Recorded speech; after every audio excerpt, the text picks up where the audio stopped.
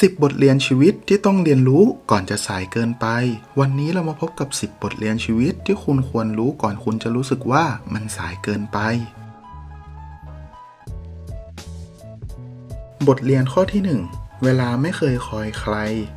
คนที่ชอบผัดวันประกันพรุ่งมักคิดว่าเรามีเวลามากมายจะทำอะไรตอนไหนก็ได้ไม่สำคัญแต่จริงๆแล้วเวลานี่แหละครับคือสิ่งที่สำคัญมากๆอย่าคอยแต่ผัดวันประกันพรุ่งว่าพรุ่งนี้ค่อยทำก็ได้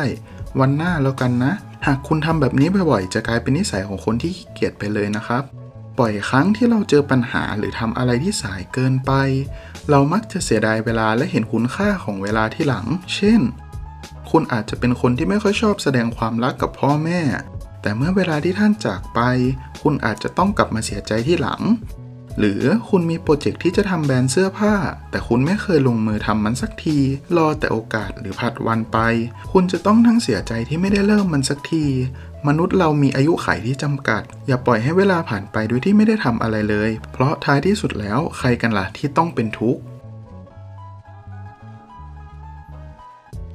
ข้อที่ 2 มีความมุ่งมั่นบ่อยครั้งที่เรามีเป้าหมายมีความฝันพอทำไปคุณอาจจะเริ่มเบื่อและท้อบ้างแน่นอนละว่ามันไม่ใช่เรื่องง่ายเลยล่ะครับที่จะประสบความสำเร็จหากคุณมีเป้าหมายแล้วคุณต้องมีความมุ่งมานะต่อสิ่งนั้นๆให้มากพอพยายามให้มากที่สุดเช่นคุณอยากจะเป็นแชมป์นักกีฬาเพาะกายระดับประเทศคุณจะเป็นต้องเข้ายิมทุกวันเพื่อฝึกซ้อมร่างกายคุมอาหารรักษาระดับแคลอรี่ซึ่งมันต้องใช้เวลาและการฝึกซ้อมที่ถูกต้องเพื่อให้ไปถึงสู่เป้าหมายเราไม่ควรทำอะไรครึ่งกลางๆหากรู้ว่าตัวเองต้องการอะไรควรมีความมุ่งมานะและพยายามสร้างแรงจูงใจในการขับเคลื่อนตัวเองให้มีแรงสู้ต่อไปครับข้อที่ 3 การบ่นไม่ได้ช่วยอะไรคุณเคยเจอปัญหาแล้วไม่รู้จะแก้ยังไงไหมครับบ่อยครั้งที่เราเจอปัญหาคนส่วนใหญ่มักจะชอบพูดถึงปัญหาทำไมอยู่ตลอดเวลาแต่สุดท้ายแล้วปัญหาก็ยังไม่ได้รับการแก้ไขอยู่ดีดังนั้น10 เรื่องที่คุณต้องรู้ก่อนตายอีกข้อก็คือเลิกบ่นและหันกลับมาแก้ไขแทนจะช่วยลดเวลาที่คุณเสียไปจากการพูดพร่ำไปมาและแก้ไขให้ตรงจุดเวลาของเราเนี่ยเป็นสิ่งที่มีค่าคุณอาจจะสังเกตจากที่พวกเขาประสบความสำเร็จเมื่อพวกเขาเจอปัญหาพวกเขาจะใช้เวลาน้อยมากๆมานั่งดราม่าถึงปัญหาแต่จะรีบหาวิธีแก้ไขและหาข้อสรุปที่ดีที่สุดดังนั้นเลิกบ่นและรีบแก้ปัญหาก่อนที่จะสายเกินไปนะครับข้อที่ 4 อย่าเสียดายสิ่งที่เคยพลาดมีงานวิจัยหลายชิ้นพยายามค้นหาว่าประสบการณ์ไหนที่ผู้คนเสียใจมากที่สุดในชีวิตหนึ่งในการค้นพบที่น่าสนใจที่สุดก็คือคนอายุน้อยและคนสูงอายุเนี่ยมักจะเสียใจในสิ่งที่ต่างกันมากๆคนที่อายุน้อยกว่าจะรู้สึกเขินอายกับความผิดพลาดเช่นทำกาแฟหกใส่ตัวเองหรือทำร้ายความรู้สึกของคนอื่นแต่ผู้สูงอายุจะรู้สึกเสียใจกับเรื่องในอดีตเมื่อมองย้อนกลับไปในชีวิตของพวกเขาการพลาดโอกาสต่างๆที่พวกเขาควรเลือกหรือพวกเขาไม่ได้ทำหมายความว่าใน10 20 หรือ50 ปีคุณอาจจะมองย้อนกลับไปและหวังว่าคุณจะทำมันมากกว่านี้อย่าใช้เวลานานกับการเสียดายในเรื่องอดีตควรมองปัจจุบันและพยายามทำให้วันพรุ่งนี้ดีกว่าวันนี้ข้อที่ 5 ลองทำสิ่งใหม่ๆอย่ายึดติดกับสิ่งเดิมๆมนุษย์คนเราเนี่ยมีอายุขัยจำกัดโดยปกติจะอยู่ที่80 ปีแต่บางคนอาจจะจากไปโดยที่ไม่ถึงวัยอันควร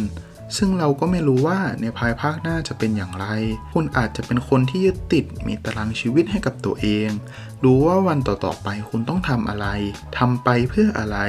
ซึ่งมันก็ไม่ใช่เรื่องผิดนะครับดีซะด้วยแหละที่เรารู้ว่าต้องทำอะไรต่อกับชีวิตแต่บางทีการที่เราทำแต่สิ่งเดิมๆซ้ำๆอยู่ตลอดเวลา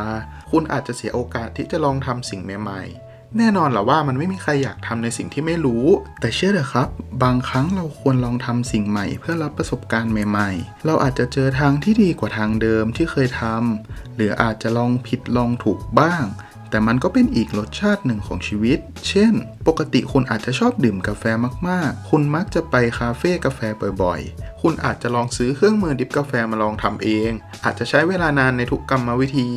แต่มันก็ได้อีกรสชาติและประสบการณ์ที่ดีนะครับข้อที่ 6 หาจุดที่สบายใจที่สุด เชื่อว่าหลายๆคนคงเจอความรู้สึกที่ถูกคนอื่นคาดหวังในตัวคุณ มันก็ไม่ได้แย่ไปซะหมดนะครับคุณอาจจะเจ๋งและเก่งพอที่จะทำให้คนอื่นคิดว่าคุณเนี่ยเทพมากๆเลยไม่ว่าจะเรื่องงานหรือกิจกรรมต่างๆแต่บางครั้งความคาดหวังก็เป็นดาบสองคมเพราะคุณต้องแบกรับความกดดันจากคนอื่นเพราะเขาคาดหวังในตัวคุณเมื่อไหร่ที่คุณเฟลหรือไม่เป็นไปตามคาดคุณอาจจะนอยรู้สึกแย่กับตัวเองไปเลยเช่นคุณอาจจะเป็นนักแข่งรถบิ๊กไบค์ที่ได้แชมป์มาหลายสมัยแต่พอวันหนึ่งเกิดอุบัติเหตุขึ้นมาคุณรู้สึกแย่พอตัวเองทำได้ดีมาโดยตลอดดังนั้นลองพยายามหาจุดปรับสมดุลให้กับชีวิตและไม่กดดันตัวเองหาจุดที่สบายใจให้กับตัวเองเพราะคุณไม่ควรทิ้งทั้งหมดของชีวิตอยู่กับความรู้สึกแย่ๆเอานะครับข้อที่ 7 บางครั้งทำตามแพชชั่นบ้างก็ดีคนส่วนใหญ่มักเลือกทำในสิ่งที่ได้เงินมากกว่าเดินตามความฝันหรือสิ่งที่หลงไหลเงินสามารถซื้อของหลายๆอย่างเช่นบ้านเสื้อผ้าราคาแพงหรือแม้กระทั่งรถสวยๆมันเป็นเพียงแค่ความสุขชั่วคราวแล้วความสุขแท้จริงคืออะไรล่ะความสุขที่จะอยู่กับคุณตลอดเราควรให้ความสำคัญกับสิ่งที่เราสนใจจริงๆเพื่อความสุขของตัวเองเช่นคุณเป็นคนที่ชอบดื่มเบียร์เอามากๆคุณอาจจะลองทำคราฟต์เบียร์ของตัวเองปรับสูตรส่วนตรงนั้นตรงนี้เพื่อให้เข้ากับสไตล์การดื่มของคุณเองดังนั้นเราไม่ควรมองข้ามสิ่งที่ทำให้เรามีความสุขที่อยู่ในระยะยาวนะครับ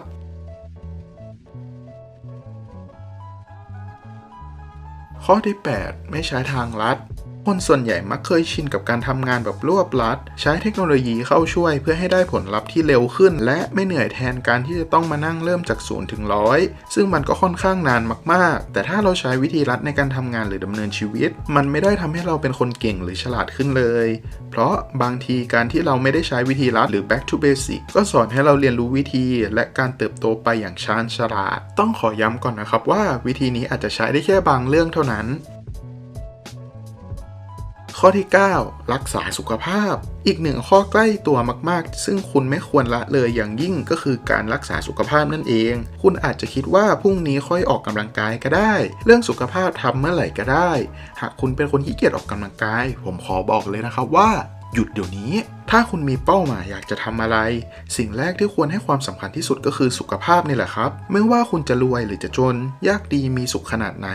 สุขภาพต้องมาก่อนคุณคงไม่อยากนึกถึงตอนที่ตัวเองป่วยหนักเข้าโรงพยาบาลหรอกนะครับมันคงจะแย่มากๆเลยล่ะเพราะการออกกำลังกายนอกจากจะทำให้เราแข็งแรงแล้วยังทำให้เราสุขภาพดีขึ้นด้วยนะครับ